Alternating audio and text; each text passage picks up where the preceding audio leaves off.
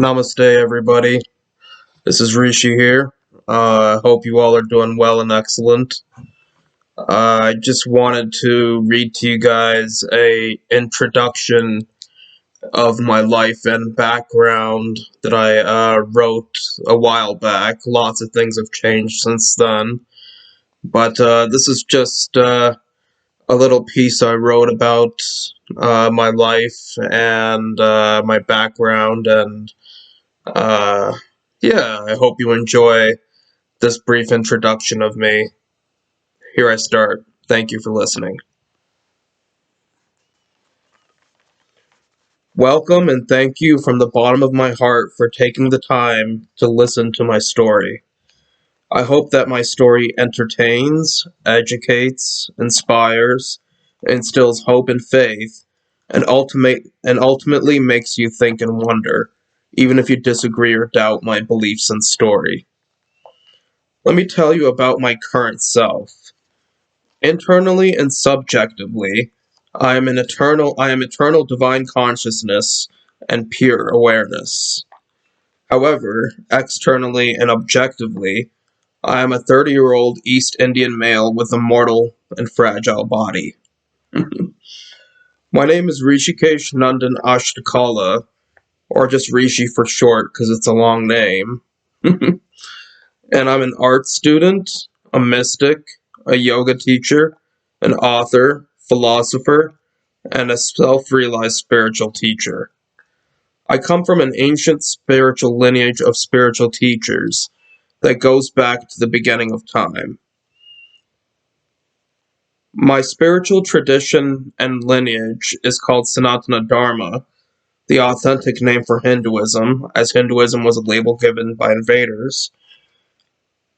Bhakti Yoga, the path of loving devotion, Jnana Yoga, the path of rational wisdom and knowledge, and Kundalini Yoga, the yoga of cosmic connection and self-realization. So those are the spiritual paths and lineages that are my background. I am a teacher and a master in those subjects, but I always consider myself a humble student who has studied under and has been influenced by many gurus, saints, yogis, mystics, and teachers from all religions and all faiths from all over the world. Even though I was raised as a Hindu and Buddhist, I am a universal spiritualist and modern day mystic that takes the love, beauty, truth, and wisdom from all spiritual paths that lead to the light and truth, and I rely on modern day science. I consider myself to be a normal person that also has flaws. I'm just a spiritual being who realizes the self while living a human experience and pastime. I see God and the divine within everyone I meet, and I do my best to follow the path of non judgment, even though I'm not perfect and sometimes I do make judgments when the time is necessary. Throughout my life, I was always questioning who I was, what my purpose in life was, what the truth of reality was, and what the meaning of life was. To find out these questions, I decided to not judge my fellow brother and sister so I could find out these answers. Walking the path of non-judgment taught me a lot about humanity and personality. I realized that depending on the level of consciousness and depending on a person's level of consciousness and personality, some of us, especially in the West, were objective, rational, materialistic, and external, and found their pleasure in external things and by manipulating the material world for material results, such as construction work, scientific studies, politicians, exercise, sex, or business, while those, especially in the East, found pleasure, truth, and freedom in subjective, emotional, spiritual, internal things, sacred things. Objective people understand reality through the sciences, maths, logic, and external bodily pursuits, while subjective people understand reality through the arts, emotions, intuition, and spirituality and faith. I, like I'm sure all of us do, personally walk a middle path between liking the objective side of reality as well as a subjective reality. And I think that in life, we all need a delicate balance between Western objectivity and Eastern subjectivity in order to be whole and successful. On my own journey of self discovery, I discovered that being too extreme or inadequate in either objectivity or subjectivity led to suffering, and I learned that from the people I didn't judge. Some people only thought that everything was material and therefore lost all meaning, inner peace, contentment, ethics, love, and purpose in life. Others were too spiritual and subjective and could be irrational, illogical, or too fanatical.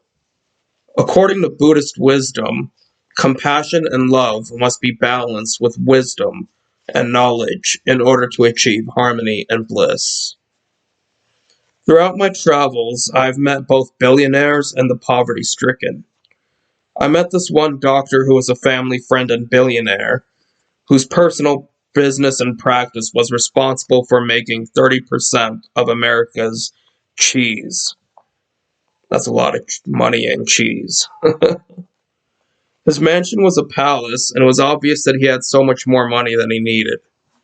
He had several cars and elevators in his house, an extremely large indoor pool surrounded by statues of Greek gods and goddesses, a fully functional indoor bar, and a multi-million-dollar wine cellar that was worth more than my house. He had numerous servants and butlers, and while he had everything that one could ask for materially, he wasn't spiritually at peace or mentally. He was frequently living in fear and paranoia of people who only wanted him for his money. I also have met the poverty-stricken in India, where families of 4 children and up would live in these small, dusty, and dirty enclosures with huts literally made up of dried up cow poop. So literally just cow poop. That's what their houses are made out of. While their level of poverty was astonishing and tragic, some of these poor people were some of the happiest, worry-free people I've ever met as well. They were passionate about learning and laughing, and were objectively poor, but subjectively full of bliss and love. Like I said earlier, I think that we need a healthy balance between objects and subjects, or objectivity and subjectivity, in order to be whole, functional, and happy.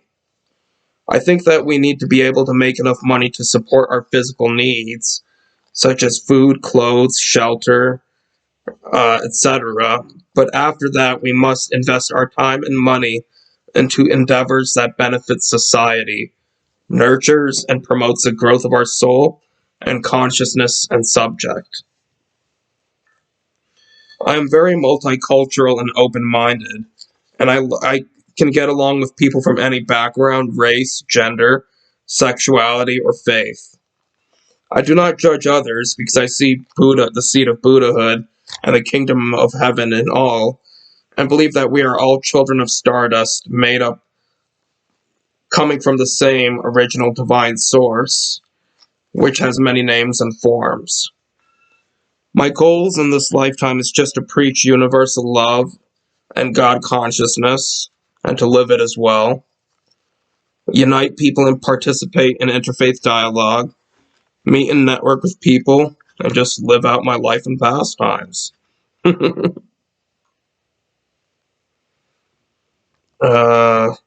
am also a creative artist.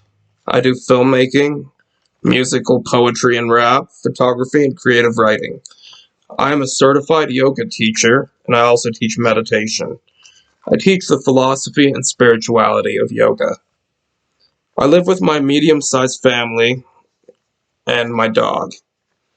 My other interests are philosophy,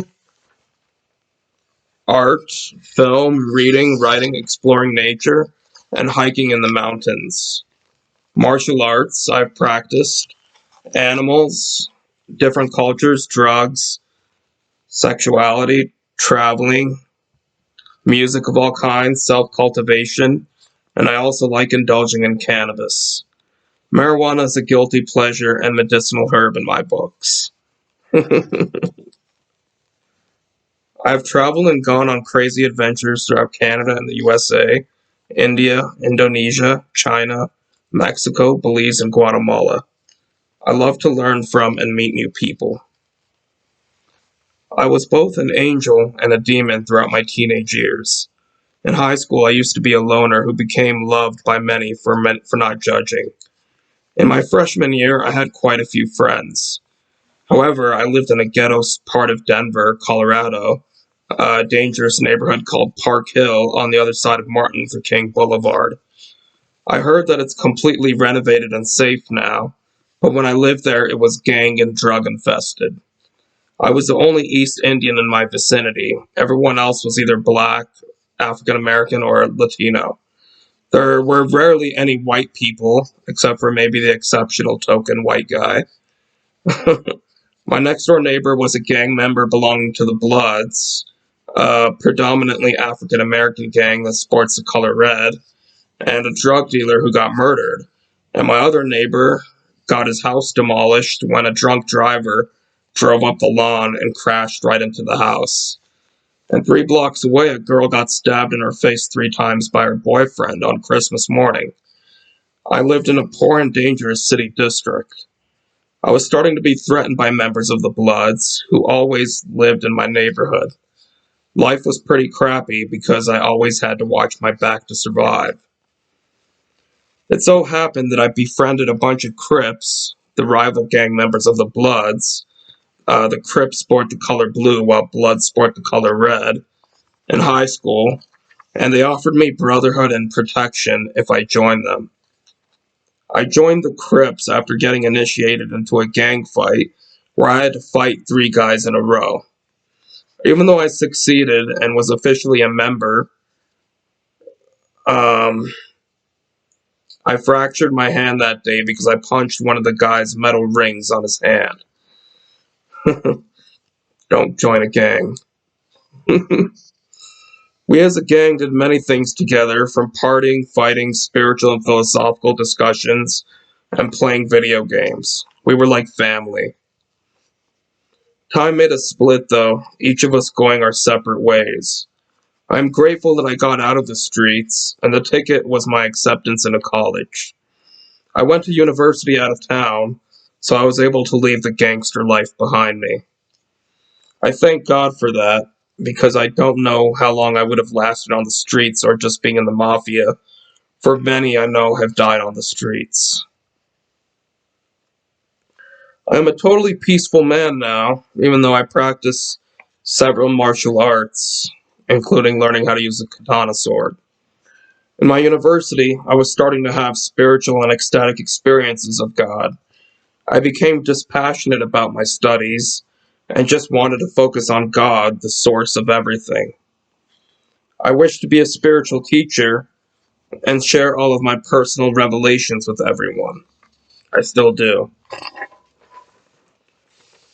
After lots of spiritual awakenings and realizations, I had the belief that I was a prophet and a messenger of God. I was also facing depression and anxiety and got diagnosed with depression in psychiatry by a doctor. However, due to my belief that I was a self-realized prophet of God and had direct communion revelations and got possessed by God, I got diagnosed as having psychosis and schizophrenia. It's a mental illness to believe if you're a self-realized prophet possessed by God. So I have schizoaffective disorder, which is a combination of schizophrenic symptoms mixed with depression. But I'm taking medication for it, and I'm healing, and my doctor says that I'm doing pretty well. I'm still extremely spiritual and never judge others, for I see God in all. I am high functioning. Most of my friends who know me would never guess that I have those mental illnesses or problems, for I am very loving, rational, and down to earth. Anyways, that's me in a nutshell for now. Sorry for speaking so long, for 15 minutes just talking about myself. I'm not that narcissistic or egotistical. This was just a brief introduction. Not really that brief, but this was just an introduction to my life and to my experiences.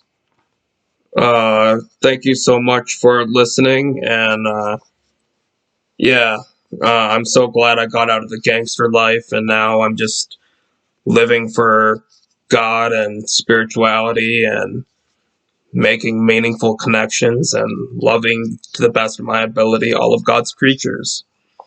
Thank you so much for listening, and until next time, friends, namaste.